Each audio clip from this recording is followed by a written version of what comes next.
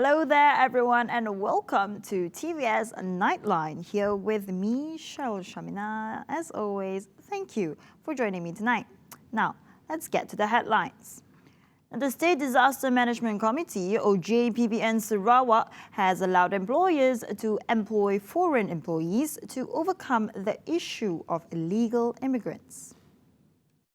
However, the president of Sarawak Housing Estate Developers Association's Sheda Kuching, Dr. Kim Kiang Chiok, said during the COVID-19 pandemic, employers have been urged to provide accommodations for foreign workers they employed.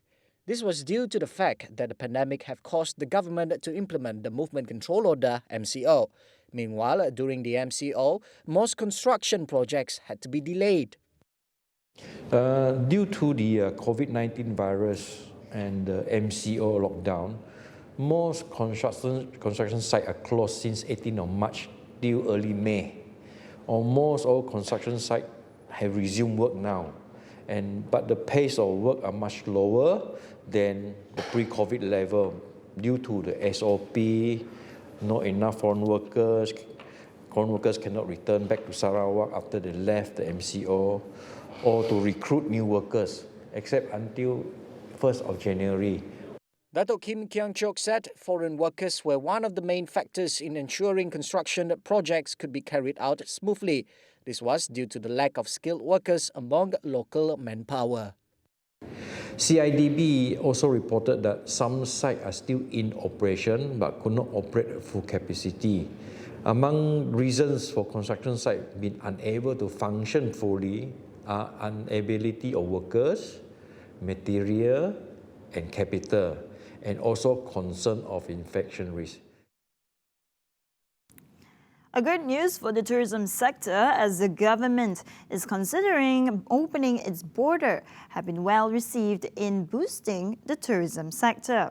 Now, this was due to the fact that foreign tourists playing a big role in the local tourism industry. According to Minister for Entrepreneur Development and Cooperative, Dato' Sri Dr. Wan Junaidi Tuanku Jaafar, Malaysians were too dependent on imported agriculture products, and it was time that they got involved in the food industry ecosystem. He also urged the youths in Sarawak need to take this opportunity so that unemployed graduates can become agripreneurs. He added that the Sarawak's government's approach to encourage youth participation in agriculture entrepreneurship will be done through channeling of funds and training. Meanwhile, Wan Junaidi also believes that Sarawak can place itself as an organic halal food producer globally. The government is considering opening its border and has been well received in boosting the tourism sector. Now, this was due to the fact that foreign tourists are playing a big role in the local tourism industry. President of the Malaysian Tourism and Travel Agent Association, Dato' Tan Kok Leang, hopes that the national borders can be opened in the first quarter of next year. He added that the tourism sector, especially the hotel industry, will keep their business afloat over the matter. And I believe that opening of borders is one of the better ways to invigorate the economy. Of course, domestic is only internal, but I believe that most of the tourism industry, majority depends on international tourists. So of course we welcome, and since March up to now, we have closed our borders. So I believe that the industry players and all of us, we look forward to the move, and I hope maybe perhaps by the first quarter of next year to open up the borders. Reviewing the ministry's decision to reconsider opening the country's borders, Minister of Tourism, Arts and Culture, Dato' Sri Nancy Shukri, said the ministry is now working at negotiating with countries that have been identified as green zones. Meanwhile, regarding the approval of the green travel bubble, it was said to boost the tourism industry affected by the COVID-19 pandemic. Bagi industri perhotelan, cadangan untuk membuka semula pintu untuk pelancongan luar adalah dialu-alukan. Saya pasti pihak kerajaan telah mengambil kira segala aspek penting sebelum memutuskan perkara tersebut untuk dilaksanakan. Pembukaan secara peringkat bermula dari pelancongan domestik hingga ke peringkat antarabangsa, dan jika pembukaan untuk pelancongan domestik boleh ditangani dan tiada penularan wabak secara mendadak, maka peringkat antarabangsa dari destinasi terpilih boleh dilaksanakan. Ia juga adalah langkah awal yang penting untuk memastikan pemulihan semula sektor industri pelancongan yang sememangnya terkesan teruk akibat COVID-19. Now, following the same sector, the National Tourism Policy, or DPN for year 2020 to 2030, which was launched recently, is expected to be a driving force for the development of rural tourism. Masilau Adamis Homestay Association Chairman Azizul Julirin said it involves enhancing cultural, art, heritage, recreational and other ecotourism products available in the countryside areas. The policy will also be profitable to the people in the areas and would subsequently contribute to the state's economic growth. The launch of the DPN is timely, especially when rural tourism operators, especially in Sabah, were severely affected by the COVID-19 pandemic and needed clearer directions to help in reviving their domestic tourism. Prime Minister Tan Sri Muhyiddin Yassin said the policy aims to ensure continuity of the country's tourism industry, as well as to ensure Malaysia as the preferred tourism destination at the global level. This would be achieved by 6 key main principles. Hello there, everyone, and welcome back. Now, Sarawak youths are encouraged to participate in the agriculture industry to strengthen the country's food security and halal food production. Now, this is in line with the global demands on food supply chain in the service sector. According to Minister for Entrepreneur Development and Cooperative, Datuk Seri Dr. Wan Junaidi Tuanku Jaafar, Malaysians were too dependent on imported agriculture products, and it was time that they got involved in the food industry ecosystem. He also urged the youths in Sarawak need to take this opportunity so that unemployed graduates can become agripreneurs. He added that the Sarawak's government's approach to encourage youth participation in agriculture entrepreneurship will be done through channeling of funds and training. Meanwhile, Wan Junaidi also believes that Sarawak can place itself as an organic halal food producer globally. Now on to some COVID-19 updates. A total of 1,594 new cases were reported in the last 24 hours, with 3 deaths recorded involving locals. Now bringing the country's infection tally now stood at 106,690 cases, with the number of active cases at 20,643. Health Director General Tan Sri Dr. Noor Hisham said Selangor recorded the highest number of daily cases at 697. 593 cases are from the existing clusters and detected through close contact screenings, which were actively conducted in the field. Meanwhile, Sarawak recorded 2 new imported cases of COVID-19 in Kuching district. Sarawak State Disaster Management Committee informed that the total number of positive cases in the state is now at 1,110. The committee also informed that the state will be launching Ops Jala in a few days' time to curb the entry of illegal immigrants into Sarawak, with the hope that the positive cases from these people can be reduced. Right. Now, the Industrial Relations Act 1967, or Act 177, which was amended on last December, would come into effective starting January 1, 2021. According to Human Resources Minister Datuk Seri M. Saravanan, this matter was to improve the protection of workers' rights in the country. He said the key areas of amendments included the repeal of the Human Resources Minister's power to refer representations on dismissal cases to the Industrial Court. This was to consult regarding issues on promotion, trade unions which can be related to the exchange, recruitment, terminations of services due to labour surplus, dismissal and reinstatement. Meanwhile, further information about the amended Act can be referred on the website of the Human Resources Ministry and the Industrial Relations Department.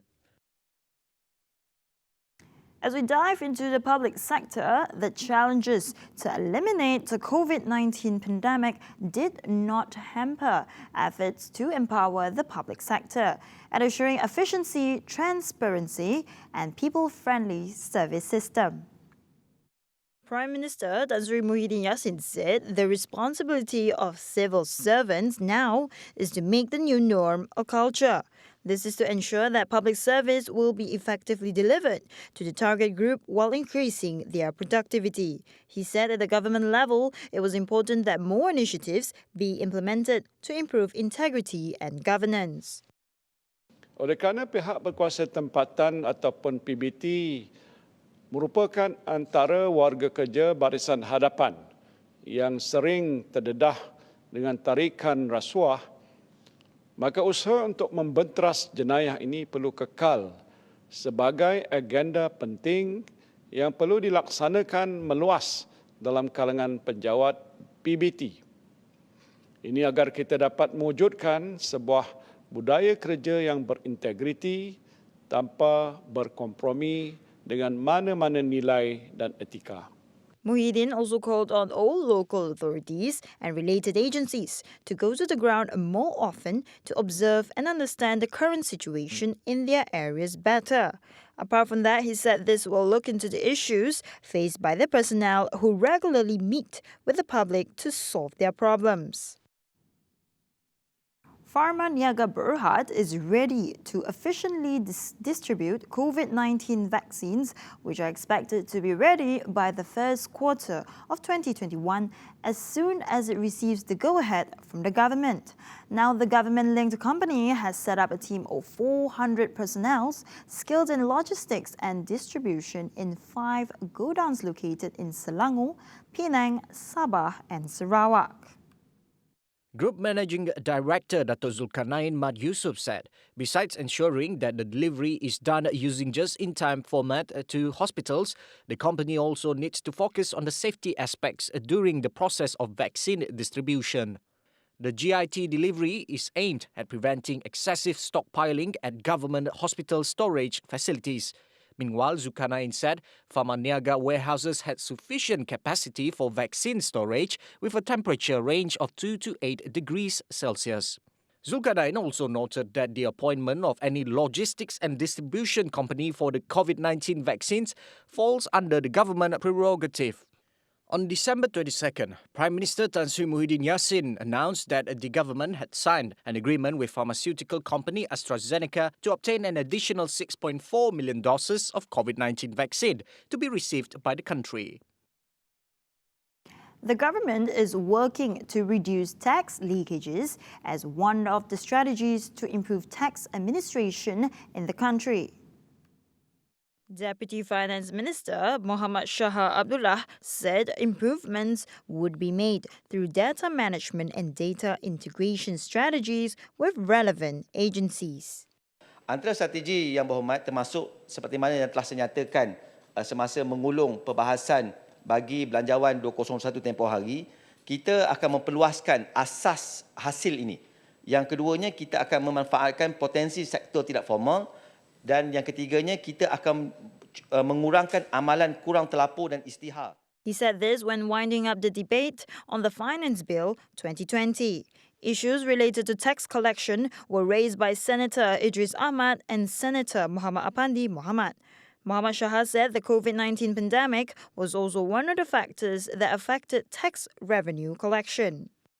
Seperti mana yang telah disebutkan tadi, hasil kerajaan telah disemak menurun kepada 227.3 bilion berbanding anggaran asal semasa bajet dibentangkan pada tahun 2019 bagi bajet tahun 2020 iaitu 244.5 bilion, kira-kira 18%. Therefore, Muhammad Shah said the government was always proactive in strengthening tax revenue collection and enhancing its buoyancy through tax reform incentives. Elaborating further, he said if the country's economy recovered in the medium term, the government would expand the revenue base by reducing the tax gap and increasing tax efficiency to ensure sustainable revenue collection. According to statistics, studies show that 15% of Malaysians suffer from chronic kidney disease at various levels. The most worrying factor was that most of the patients were unaware that they had the disease. Health Director General Tan Sri Dr. Noor Hisham Abdullah said this is because these patients do not have any symptoms at the early stage. When the patient begins showing symptoms, often they are already at a more serious level. However, he did not reveal further details about the study. He hoped that with the launch of the website and the My Buah Pinggang Facebook page, public awareness about the disease would improve and subsequently reduce the incidence of kidney failure in the country. Now, Malaysia's trade surplus surged 151.6% year-on-year YOY to 16.82 billion ringgit last month, the highest surplus ever recorded for the month of November. Exports increased by 4.3% to 84.43 billion ringgit compared to the same month last year, marking 3 consecutive months of YOY growth. The Ministry of International Trade and Industry in a statement said imports fell 9% to 67.61 billion ringgit and total trade shrank by 2% to 152.4 billion ringgit. For the first 11 months of 2020, total trade surplus recorded a double-digit growth of 23.1% to 163.86 billion ringgit compared to the same period of 2019. Compared to October 2020, total trade exports, imports and trade surplus decreased by 5%, 7.3%, 1.9% and 24% respectively. On the better export performance for November, METI said this was supported mainly by higher exports to the United States, Singapore, China and Hong Kong. It noted that exports of rubber products recorded resilient performance with 13 consecutive months of growth. The Malaysian Communications and Multimedia Commission, or MCMC, targets 1.2 million premises and homes with fibre connectivity by 2021. Now, this development will be under the National Digital Infrastructure Plan, Jalinan Digital Negara, or commonly known as JINDELA. Its chairman, Dr. Fadlullah Suhaimi Abdul Malik, said the agency will aggressively work on the target to drive Malaysia towards better digital connectivity. In August, the Prime Minister, Tan Sri Muhyiddin Yassin, announced that the JINDELA Action Plan, which is part of the 12th Malaysia Plan, 2021 to 2025. It would lay the foundation for comprehensive and high-quality broadband coverage, as well as prepare the country for the transition to 5G technology. Mentioning the challenges of realizing the targets that had been planned, Fadlullah said land issues would usually delay plans. He said every state had its own land laws and MCMC also had to deal with the rules set by the local authorities. Bullying culture in the workplace, especially in the professional and critical fields, are inappropriate and unacceptable. The Ministry of Health has been urged to conduct an internal investigation into the alleged bullying culture among doctors and healthcare workers. Now with this, the Congress of Unions of Employees in the Public and Civil Services, or commonly known as Cupex, said this matter will affect the emotions and the quality of these frontliners' works. Cupex President Adnan Mat said the MOH was also asked to prepare a data on bullying culture among doctors and other healthcare workers. He further said this includes the number of solved cases and the action taken against the perpetrators. Adnan said the MOH also needs to provide a platform to allow the victims of bullying to voice their problems and complaints without compromising their identity and position should they decide to do so. It was reported that about 66.9% of doctors in the country had admitted to being a victim of bullying while serving in the public service sector. The most affected doctors were those aged between 26 and 35. Statistics by the MMA showed that 52.9% of the total 66.9% doctors were in the most affected age group, particularly trainee doctors. Welcome back and thank you for staying with me. Now, the Police Multi-Purpose Vehicle or MPV patrolmen nationwide are now provided with a new safety vest. Now, reflective bulletproof vest level 2 with anti-stab is to avoid any threat and risks of injury while on duty. Bukit Aman Crime Prevention and Community Safety Department Director Dato' Zainal Abidin Kasim said 100 units were distributed under the first phase. Priority were given to all the contingents. The distributions was based on the frequent risk and incidence of criminal cases that requires MPV patrolmen to wear safety vest. The reflective bulletproof vest level 2 with anti-stab is able to last for 10 years and provide ballistic protection against shots from 9mm caliber bullets. The vests also provide protection from sharp objects such as knives and others.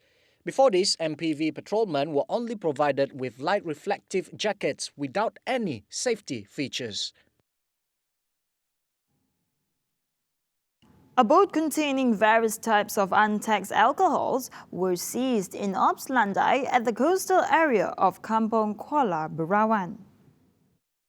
Limbang District Police Chief Superintendent Abang Zainal Abidin Abang Ahmad said in an operation about 12:45 a.m., 2 boats were found to be in a suspicious state. Members of the Marine Police Force Region 5th successfully captured 1 boat while another managed to escape and the search attempt is still ongoing. Further inspection on the boat found various types of untaxed alcoholic beverages. Among items that were seized during the operation include fiberglass boat, an engine with 60 horsepower, 25-litre oil drum and alcohols of various brands. The seized items were brought to the Marine Police Force Region 5 headquarters for further action. Now on to some local sports updates as a good news when Kuching City FC is on the hunt for 4 new faces. Squad coach Irfan Bakti Abu Salim said new foreign defender is needed. He added 2 or 3 players from Peninsular Malaysia are also needed to strengthen the team. However, he is continuously amazed with the spirit shown by the players performing in the Premier League 2020. After 5 continuous wins, Kuching City FC successfully occupied the 4th place. His goal is to bring Kuching City FC to the Super League 2022. The team will continue their training sessions on December 28 after resting from the tour series that took place from the 8th to 21st December. Now, no more quarantine as national athletes can finally breathe a sigh of relief. Starting January 4, approximately 700 national athletes can finally resume their training in full force and not just a quarantine-based training. National Sports Council Athlete Division Director Jeffrey Ngadirin said these national athletes comprise those in the podium and backup programs including para-athletes. Those under the Conditional Movement Control Order CMCO areas in the Klang Valley who had undergone quarantine-based training since October had also been given leave from Thursday to Sunday, January 3rd, to prepare for the full training. Prior to this, Senior Minister for Security Dato' Sri Ismail Sabri Yaakob announced the reopening of the sports and recreational sectors starting January 1st. However, it is exceptional for the areas currently under the Enhanced Movement Control Order, EMCO. Meanwhile, Jeffrey said the NSC will organize a workshop with National Sports Association in late January to discuss plans and preparation for major tournaments, namely the Olympics, Paralympics and SEA Games in 2021, followed by SUKMA, Commonwealth Games and Asia Games in 2022. At the moment, the NSC was still waiting for the tournament schedule to be determined by the International Sports Association. He said that the international tournaments are expected to be revived in stages in 2021 with the discovery of COVID-19 vaccines. And that wraps up TVS Nightline for tonight. And as always, thank you for tuning in with me tonight. Here with me, Cheryl Shamina, and I'll see you next time. Bye-bye.